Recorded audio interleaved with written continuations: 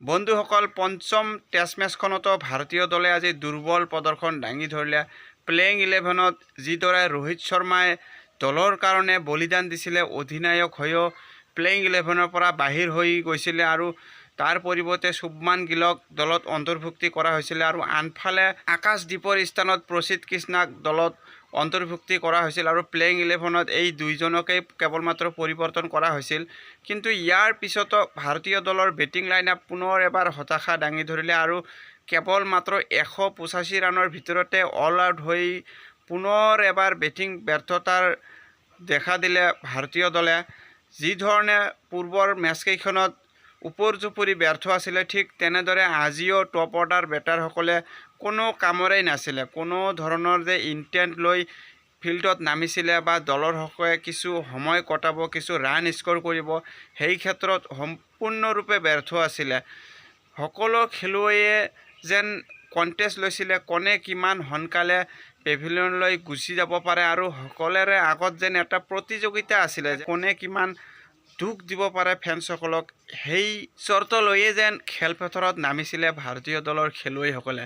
ফেন্সসকলে যি ধৰণে পুৱাই উঠি টিভিৰ সন্মুখত বহি থাকে খেল চাবলৈ, কিন্তু খেলুৱৈসকলে যি ধৰণে হতাশা দি আছে ফেন্সসকলক, সেয়া অতিকৈ দুৰ্ভাগ্যজনক। টপ অৰ্ডাৰ বেটাৰসকলে যি ধৰণে উপৰ্যুপৰি ব্যৰ্থ হৈ আছে, ঠিক তেনেদৰে বাৰে বাৰে যে লোৱাৰ অৰ্ডাৰত প্ৰেছাৰ আহি পৰে আৰু সেই প্ৰেছাৰৰ পৰা লোৱাৰ অৰ্ডাৰ বেটাৰে কিমান আৰু দলক আগুৱাই লৈ যাব বা উদ্ধাৰ কৰিব, কিন্তু আজি ব্যৰ্থ হ'লে আৰু 185 ৰানৰ ভিতৰতে অল আউট হৈ গ'লে আৰু টছত জিকি পেলাই প্ৰথমে বেটিং লোৱাৰ যি সিদ্ধান্ত আছিল, সেই সাপেক্ষে 280 বা 300+ ৰান কৰিব লাগিছিলে, কিন্তু টছত জিকি পেলাই নিজৰ সিদ্ধান্ত অনুযায়ী বেটিং কৰি যদি 185 ৰানত অল আউট হ'বলগীয়া হয়, তেনেহ'লে এয়া অতিকৈ লজ্জাজনক। আৰু ভাৰতীয় দলৰ দৰে বেটিং শক্তিশালী দল 185 ৰানতেই অল আউট হোৱাটো এয়া অনেক দুৰ্ভাগ্যজনক।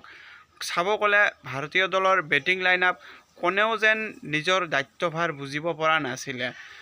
লোকেশ ৰাহুলে হওক, জয়সৱালে হওক বা বিৰাট কোহলিৰ কথা আৰু ক'বই নালাগে। এই একেটা লাইনতেই যেন বাৰে বাৰে আউট হৈ আছে বিৰাট কোহলিয়ে।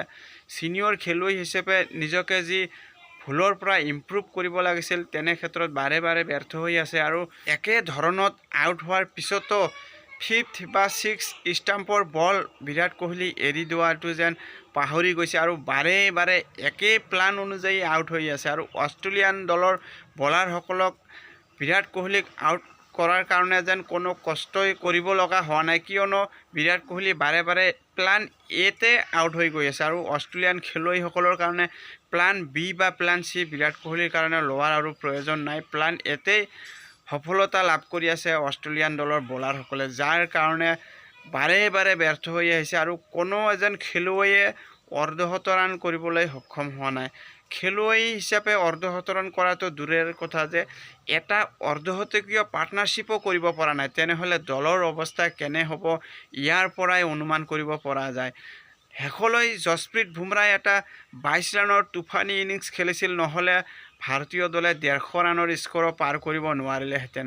বুমৰাহে 17টা বলত যদি 22 ৰান কৰিব পাৰে, টপ অৰ্ডাৰ আৰু মিডিল অৰ্ডাৰ বেটাৰসকলে একেবাৰে ক্ৰিজত যেন টিকিবই পৰা নাছিলে আৰু সকলোৰে আগত যি এটা প্ৰতিযোগিতা আছিল, সেই প্ৰতিযোগিতাত কোনে ফাৰ্ষ্ট প্ৰাইজ লৈ কম সময়ৰ ভিতৰত ফেন্সসকলক হতাশা দাঙি ধৰি বা হতাশা দি উভতি যাব পাৰে পেভিলিয়নলৈ, সেই প্ৰতিযোগিতাতহে নামি পৰিছিল।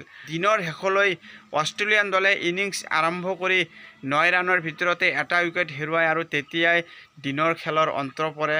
কিন্তু সেইবাৰো যেন পুনৰ এবাৰ যশপ্ৰীত বুমৰাহে ব্ৰেক থ্ৰু দিছিলে। বুমৰাহে বিগত 4টা মেচত যি ধৰণে অকলে এফালৰ পৰা ভাৰতীয় বলিং বিভাগৰ দায়িত্ব লৈ গৈ আছে, আজিও এটা উইকেট লৈ বুমৰাহে পুনৰ এবাৰ প্ৰমাণ কৰিলে যে বুমৰাহ অবিহনে ভাৰতীয় দলৰ আৰু কোনো বলাৰ নাই আৰু বুমৰাহক সমানে সমানে সহযোগ আগবঢ়াবলৈ ভাৰতীয় দলৰ সকলো বলাৰে যে ব্যৰ্থ, পুনৰ এবাৰ প্ৰমাণ হ'বলৈ গৈ আছে দ্বিতীয় দিনাখন। আৰু দ্বিতীয় দিনাখন যদিহে বুমৰাহে উইকেট ল'ব নোৱাৰে, তেনেহ'লে ভাৰতীয় দলৰ বলিং বিভাগ যে টচ নচ হৈ পৰিব সেয়া নিশ্চিত। আৰু মেচৰ ৰিজাল্ট কি হ'বলৈ গৈ আছে এয়া পঞ্চম টেষ্ট মেচৰ প্ৰথম দিনাই অনুমান কৰিব পৰা গৈছে আৰু মেচখনত পুনৰ এবাৰ কৈছোঁ যে ভাৰতীয় দলে যদি ইনিংছ ব্যৱধানতো পৰাজয় বৰণ কৰে তেনেহ'লে আশ্চৰ্যকৰ যেন একোৱেই নাথাকে।